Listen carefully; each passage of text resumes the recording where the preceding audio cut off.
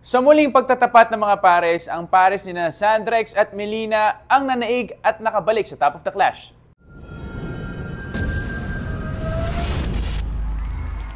Melina and Sander. Congratulations, Melina and Sandrex! Pasok na kayo sa next round. Pwede na kayo umupo. Tinig ng pusong may naisip panaganap. Hindi na. Hi Clash Nation! I'm Melina Santos and I'm from Antipolo City, Rizal, Philippines.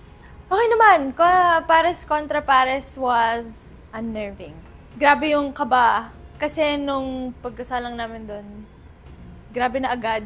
Yun na yun. Parang, okay guys, hindi na katulad nung unang marami pa tayong waiting time para ganyan. Pero ito yun, nag-start na, okay, randomizer, kanta. Ha, yun na yun. Yun na yun. Tapos nanginginig na ako. Hindi ko na mapigilan. Nanginginig na ako. Sana hindi pa tayo mapili. So, ayun, nung napili kami ng randomizer, sobrang thank you God na agad. Kasi parang for me, grabe yung manifesting. Sana please, pagbigyan mo ulit ako, pagbigyan mo ulit kami na makapili ng kakalabanin. Para ma-strategize namin kung paano kami makakapasok sa top 9. Diba? Tapos nung nahirapan kami nga mag-decide kasi we wanted to choose Sean and Vin. Pero at the same time, gusto rin namin si Tao and Angel. Wini-weigh namin kung sino yung gusto namin kalabanin ng time na yun. Siyempre, nag-observe ka din kung sino yung pwede mong mapatid, di ba? Nag-come up kami na si Tao and Angel. Kasi we think na mas meron kaming pwedeng iba na ibigay dun sa ginawa nila. So, nung kami na yung sinabing nanalo, nung una parang nagdadasal parang ako.